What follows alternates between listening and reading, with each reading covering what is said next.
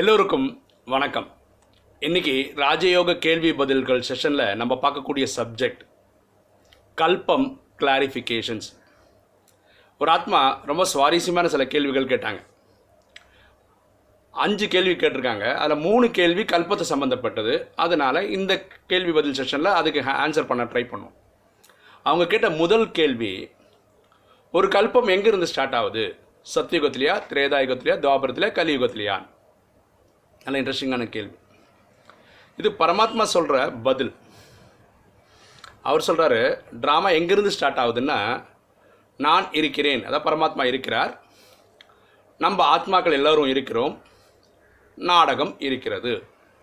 இது இன்ஃபைனைட்டாக முடிவே இல்லாதது, ஆதியும் இல்லை அந்தமும் இல்லை அப்படின்னு நடக்கக்கூடிய ஒரு ட்ராமான்னு சொல்கிறார். பரமாத்மா வானிலை வேற ஒன்று சொல்கிறாரு, நான் சொர்க்கத்தை படைக்கிறேன், நரகத்தை நான் படைப்பதில்லைன்றார்.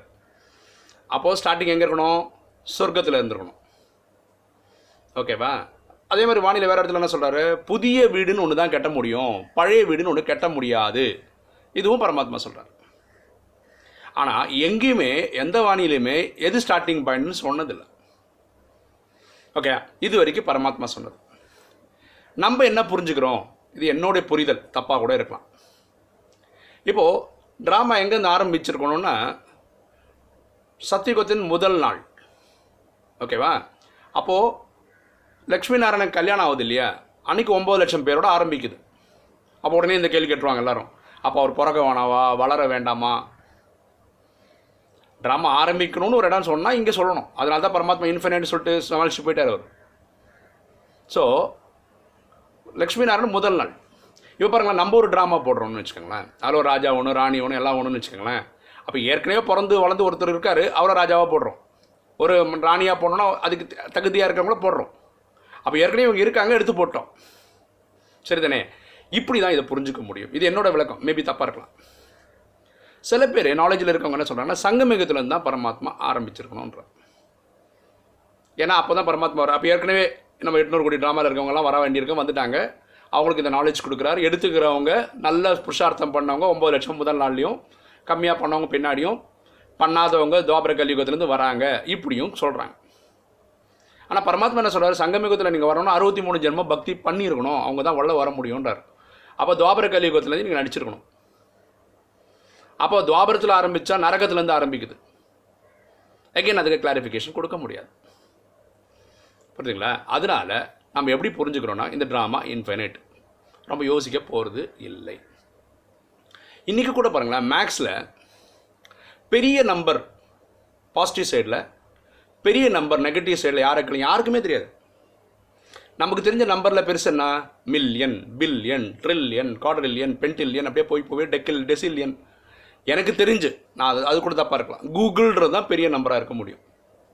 கூகுள்ன்றது ஒன்று பக்கத்தில் 3 ஜீரோ போடுறோம் இல்லையா, அந்த மாதிரி 32 வாட்டி போட்டால் என்ன வரும்?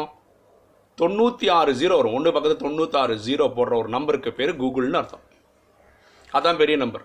அப்போ அதோட ஒரு நம்பர் ஆட் பண்ணால், ஸோ இந்த எண்டும் தெரியாது, அந்த எண்டும் தெரியாது. நம்ம மேக்ஸ் யூஸ் படுத்தலையா என்ன? யூஸ் பண்ணிட்டு தானே இருக்கோம். இன்றைக்கி வரைக்கும் முட்டை வந்துதா, கோழி வந்துதா, இன்றைக்கி யாருக்கும் தெரியாது. ஆனால் முட்டையும் யூஸ் பண்ணுறோம், கோழியும் யூஸ் பண்ணுறோம். இந்த ட்ராமா என்றைக்கு ஆரம்பிச்சது, என்றைக்கு முடிய போகுது, ஒரு ஐடியா நமக்கு இல்லை. ஆனால் நடிச்சுன்னு தான் இருக்கும். சரியா? ஸோ பரமாத்மா இதுக்கான விடை சொல்லவில்லை. 2வது கேள்வி என்ன கேட்டாங்கன்னா, இது வரைக்கும் எத்தனை கல்பம் முடிஞ்சிருக்கு, அதோடைய எண்ணிக்கை சொல்ல முடியுமா? எகெயின் பரமாத்மா அந்த எண்ணிக்கை இது வரைக்கும் எந்த ஒரு ட்ராமாலையும், எந்த ஒரு வானிலையும் சொன்னதில்லை. ஏன் சொன்னதில்லை அப்படின்னு யோசிச்சா, இந்த ட்ராமாவில் எங்கேயாவது ஒரு இடத்துல இந்த ட்ராமாவோட எண்ணிக்கை சொல்லப்படுதுன்னு வச்சுப்போம். ஒரு எக்ஸாம்பிளுக்கு, இது 5000 கோடி வருஷம் ஆயிடுச்சுன்னு ஒரு இடங்க சொல்கிறாருன்னு வச்சுக்கோங்க. எங்கேயாவது இந்த நம்பர் சொல்கிறோம், ஒரு செகண்ட் அப்படியே திரும்ப நடக்குதுன்னு சொல்கிறோம். அப்போ அடுத்த பிரிவில் என்ன சொல்லணும்? இதே டைலாக் தான் சொல்லணும். 5000 கோடி வருஷம் ஆச்சுன்னு தான் சொல்லணும். அது மாற்றி சொல்ல முடியாது. ஏன்னா ரெக்கார்டட், எல்லா விஷயங்களும் ரெக்கார்டட். சரிதானே? அப்போ அதுவும் நடக்காது. ஸோ அதனால் பரமாத்மா எந்த எண்ணிக்கையும் சொல்லவில்லை. ஓகேவா? அடுத்த கேள்வியாக என்ன கேட்டாங்கன்னா, இது எத்தனாவது கல்பம் அப்படின்னு ஒரு கேள்வி கேட்டாங்க. எப்படி நம்ம நேத்தோட கல்பத்தோட கணக்கு வழக்கு தெரியலையோ அதே மாதிரி இந்த கணக்கு வழக்கு கல்பத்துடைய கணக்கு வழக்கும் நமக்கு தெரியாது. ஓகே, ஆனால் என்ன தெரியும் நமக்கு ஒரு விஷயம், இந்த ஞானத்தில் வந்ததுக்கப்புறம் நம்ம தெரிஞ்சுக்கிட்டது என்னென்னா, இந்த மெடிடேஷன் பண்ண பண்ண பண்ண சேர்னிங், அந்த நாலேஜை சேர்ன் பண்ண பண்ண பண்ண அவங்களுக்கே சில விஷயத்துக்கு விடைகள் கிடைச்சிடுது. அது நான் ராஜயோகம்னு சொல்லலை, எதுவாக இருந்தாலும் சரி. ஒரு டாக்டர்னு வச்சுக்கோங்க, அவர் ஹார்ட் ஆப்ரேஷன் பண்ணுறவர்னு வச்சுக்கோங்க. அடைப்பு வந்ததுனால தான், ஆர்ட்ரீஸில் வரக்கூடிய அடைப்புனால தான் பிளாக் வருது. அதுக்கு தான் நம்ம பைபாஸ் சர்ஜரி இல்லை ஸ்டென்ட்டு வச்சுக்கிறோம். பிளாக் எந்த ஆர்ட்ரியில் வேணால் வரலாம். ஓகேங்களா? அப்போ சயின்ஸ் என்ன சொல்லுது? பிளாக் வந்து ஆப்ரேஷன் பண்ணுன்றது சயின்ஸு. ஆனால் இதுவே தொழிலாக வச்சுருக்க டாக்டருக்கு என்ன தெரியும்னா, இந்த ஆர்ட்ரியில் பிளாக் வந்ததுன்னா அதுக்கு காரணம் வந்து ஹாஸ்டிலிட்டியாக இருக்கலாம். அதாவது நான் சொல்கிறேன் இல்லையா, நம்ம அந்த வீடியோ பாருங்களேன், அப்போ புரிஞ்சுப்பீங்க. சில பேருக்கு கொழுப்பு வந்து அடையுது இல்லையா, அதனால வரலாம். ஒருத்தருக்கு டைப் ஏ பிஹேவியர் வரதுனால ஒரு அடைப்பு அடைக்கலாம். ஸோ என்ன பிரச்சனை இருந்தால் எங்கே அடைக்கும்ன்றது யாருக்கு தெரியும்? அதே தொழிலாக பண்ணுற டாக்டருக்கு பல வருஷங்களாக பண்ணுறதுனால அவருக்கு அந்த ஞானம் கிடச்சிடுது. இந்த ஞானத்துலேயும் பாருங்களேன், ரொம்ப இன்ட்ரெஸ்டிங்கான சில விஷயங்கள் சொல்கிறேன், உங்களுக்கு அதிசயமாக இருக்கும். அதில் நான் வந்த புதுசில் இல்லை, இப்போவும் பகவான் வானிலை சொல்கிறார், நீங்கள் சூரியனையும் கடந்து சந்திரனையும் கடந்து என்னை வந்து அடைகிறீர்கள்னு சொல்கிறார் வானிலை. பாருங்கள், நம்ம எங்கே இருக்கோம்? பூமியில் இருக்கோம். நமக்கு பக்கம் என்ன? சந்திரன் தான். அதுக்கப்புறம் தூரமாக இருக்கிறது சூரியன் தான். அதுக்கப்புறம் சூட்சுமவதனம் தான். அதுக்கப்புறம் சாந்திதாமன் தான். அப்போது நமக்கு இதுதான் ஆர்டர்: சந்திரன், சூரியன், சூட்சுமவதனம், அப்புறம் சாந்திதாமம். ஆனால் பரமாத்மா சொல்கிறது என்ன? சூரியனும் கடந்து சந்திரனையும் கடந்து என்கிட்ட வரீங்கன்னு சொல்கிறார். அப்போ இதுக்கு என்ன அர்த்தம்? பரமாத்மா மாற்றி சொல்கிறாரா? இந்த கன்ஃபியூஷன் எல்லாருக்கும் இருக்குது. நான் இந்த நாலேஜில் இருக்க எல்லா பெரியவங்களையும் கேட்டேன். நான் அவங்க கொடுக்குற எந்த ஒரு விளக்குமே எனக்கு கன்வின்சிங்காகவே இல்லை. நான் பரமாத்மாவை கனெக்ட் பண்ணி இந்த கேள்விக்கு அர்த்தம் கேட்டுகிட்டே இருப்பேன். இதுக்கு என்ன அர்த்தம்? நீ ஏன் அப்படி சொல்கிறேன்? சில பேர் இப்படி கூட சொல்கிறாங்க, இந்த பிரிண்டிங் மிஸ்டேக்கு, சந்திரன் சூரியன் போட்டுக்கணும், சூரியன் சந்திரன் போட்டாங்க தெரியாமல் அப்படின்னு. ஒரு வானிலை பிரிண்டிங் மிஸ்டேக்காக இருக்கலாம், எல்லா வானிலையுமே பிரிண்டிங் மிஸ்டேக்காக இருக்கும். ஒரு நாள் எனக்கே அந்த கேள்விக்கு பதில் கிடச்சிச்சு. பரமாத்மா சொல்கிறது என்ன? கல்பம் எங்கே ஆரம்பிக்குது? சத்தியுகத்தில் ஆரம்பிக்குது. அப்புறம் திரேதா, துவாபர, கலியுகம். சத்தியுகன்றது சூரிய வம்சம், திரேதான்றது சந்திர வம்சம். சூரியனையும் கடந்து சந்திரனையும் கடந்து துவாபரிகத்தில் வரும்போது பக்தின்ற பேரில் என்னை வந்து அடைகிறீங்க. 63 ஜென்மமாக பக்தி அடைஞ்சனால என்ன வந்து கிடைக்கிது உங்களுக்கு. புரியுதா? இதுதான் அதோடைய விளக்கம். அப்புறம் இந்த கேள்வியில் வேற ஒரு கேள்வி பாருங்களேன். யோசிச்சுன்னா நிறைய கேள்விக்கு பதிலே தெரில. இப்போ பரமாத்மா என்ன சொல்கிறாருன்னா, இந்த ஜட்ஜ்மெண்ட் டைமில் 99.99% மக்களை நான் வீட்டுக்கு கூட்டிகிட்டு போயிடுவேன்றார். ஓகேவா? இது அவர் கொடுக்குற ப்ராமிஸ். அப்போது எவ்வளோ பேர் பூமியில் இருப்பாங்க? ஒரு 10 20 லட்சம் பேர் பூமியில் இருப்பாங்க. ஏன்னா இவங்க சொர்க்க ஸ்தாபனைக்கு தேவைப்படுறாங்கன்னு சொல்கிறோம். அப்போ இந்த 10 20 லட்சம் பேர் வீட்டுக்கு எப்படி போவாங்க? ஏன்னா யாருக்குமே வீட்டுக்கு போகிறதுக்கு வழி தெரியாது. வரும்போது தனியாக தான் வந்தோம். போகிறதுக்கு வழி தெரியாதனால தான் இங்கே பிறவி எடுத்து செத்து இங்கே ஓட்டின்னு இருக்கும். அப்பா வந்தார், கூட்டின்னு போயிட்டார். இந்த 10 20 லட்சம் பேர் என்ன பாவம் பண்ணாங்க? வீட்டுக்கே போக வழி தெரியாமல் இருக்கிறதுக்கு. எப்படி போவாங்க? நான் கேட்டவங்க நிறைய பேர் கேட்டு பார்த்தா யாருக்கும் பதில் தெரில. சொன்னாலும் கன்வின்சிங்காக திருப்திகரமாக பதிலே சொல்லலை. ஒரே ஒரு பிரதர் பியூட்டிஃபுல்லாக பதில் சொன்னார். அவர் 25 வருஷமாக இருக்கார் ஞானத்தில்.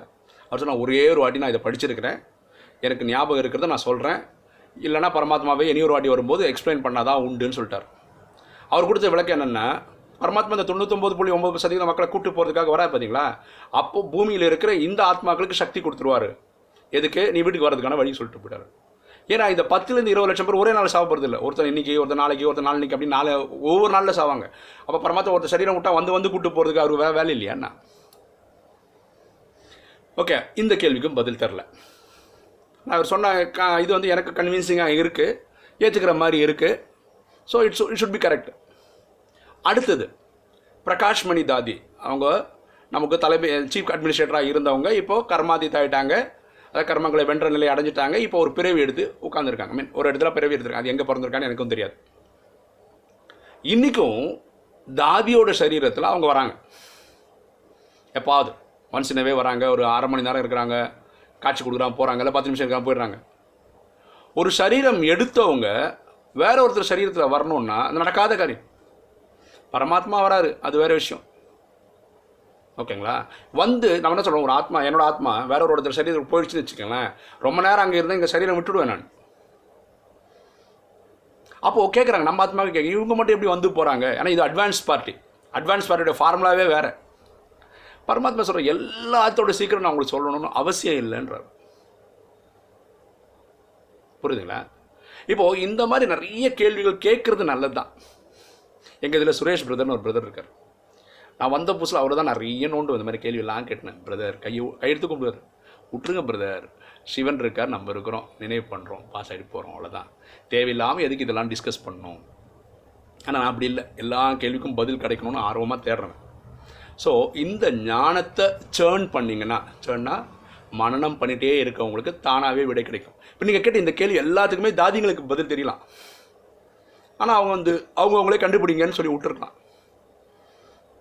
பரமாத்மா சொல்கிறாரு, நான் இனிய நாட்கள் வந்துட்டு தான் இருக்கேன். முடியல அவரோட பாட்டு. இது பாருங்களேன், இந்த ஒரு படம் பார்க்குறேன், இந்த படத்தோட கிளைமேக்ஸ் எங்கே சொன்னால் நல்லாயிருக்கும்? கிளைமேக்ஸை சொன்னால் தான் நல்லாயிருக்கும். பாதியிலே சொன்னால் என்ன இருக்கும்? த்ரில் இருக்குமா என்ன? ஸோ முக்கியமான சில விஷயங்கள் நான் வரக்கூடிய நாட்களில் சொல்லுவேன்ற. கொஞ்சம் காத்து தான் இருங்களேன். இந்த பாகுபலி படம் வந்தது இல்லை, பாகுபலி 1, அதில் என்ன கேள்வி? பாகுபலியை கட்டப்பா ஏன் கொன்னாரு? இது கேள்வி. அதோட சஸ்பென்ஸ் தீரணும் என்ன பண்ணோம்? பாகுபலி 2 பார்க்கணும். ரொம்ப சிம்பிள் இல்லை? அதே மாதிரி நமக்கு நிறைய கேள்விகள் இருக்குது, பதில் தெரியாமையும் இருக்குது. பரமாத்மா சொல்ல, நான் வரேன்ல, வரும்போது சொல்லுவேன்ல, என்ன அவசரம்? ட்ராமாவில் சில சஸ்பென்ஸ் நல்லது தானேன்னு சொல்கிறார். புரிஞ்சுதுங்களா? ஸோ பரமாத்மா வராரு, நீங்கள் அதுக்காக வெயிட் பண்ணுங்கள். அவர் சொல்லும்போது சொல்ல போகிறேன். எனக்கு தெரிஞ்சால் நானே சொல்ல போகிறேன். ஓகேங்களா? இல்லை இந்த வீடியோ பார்க்குற 10, 50, 20, 25 வருஷமாக ஞானத்தில் இருக்கவங்களுக்கு யாருக்காவது இது பதில் தெரியும்னா நீங்கள் கமெண்ட் செக்ஷனில் போடுங்க. அவங்ககிட்ட ஃபோன் பண்ணி பேசி அந்த ஞானத்தை நானும் கற்றுக்கிட்டு அடுத்த வீடியோவில் அதுக்கு சரியான விடையே இருந்தால் தெரிஞ்சால் நானும் சொல்கிறேன். சரிங்களா? இதுதான் இந்த கேள்வி பதிலுக்கான விளக்கம். ஸோ ஆன்சர் படி உங்களுக்கு கேட்டால் எந்த கேள்விக்கும் நான் பதில் சொல்லாத மாதிரி இருக்கலாம். ஏன்னா பரமாத்மா இப்படி தான் சொல்லியிருக்கிறார். நானாக சொல்கிறது பேர் ராஜயோகம் கிடையாது. பரமாத்மா சொல்கிறது தான் ராஜயோகம். நம்ம அனுமானம் என்ன வேணால் வச்சுக்கலாம். அதை ராஜயோக ஸ்டடின்னு சொல்கிறதுக்கு எனக்கு அருகதை கிடையாது. நான் புரிஞ்சுக்கிட்டதை சொல்லலாம், என்னோட சொந்த கருத்துன்னு சொல்லிட்டு. பரமாத்மா சொன்னது தான் உண்மையாக இருக்க முடியும், சத்தியமாக இருக்க முடியும். ஸோ இந்த பாகுபலி 2க்கு வெயிட் பண்ணி பார்க்குற மாதிரி இந்த ட்ராமா 36 வரைக்கும் இருக்குது இல்லையா? பரமாத்மா வந்துட்டு தானே இருக்கார். அப்போது இந்த சூட்சமமான சில கேள்விகளுக்கு பதில் சொல்லுவார். இந்த நம்பிக்கையோட இந்த வீடியோ முடிச்சுக்கலாம். உங்களுக்கு இந்த வீடியோ பிடிச்சிருக்குன்னு நினைக்கிறேன். பிடிச்சிருக்கோம் லைக் பண்ணுங்கள், சப்ஸ்கிரைப் பண்ணுங்கள், ஃப்ரெண்ட்ஸுக்கு சொல்லுங்கள், ஷேர் பண்ணுங்கள், கமெண்ட்ஸ் போடுங்க. தேங்க்யூ.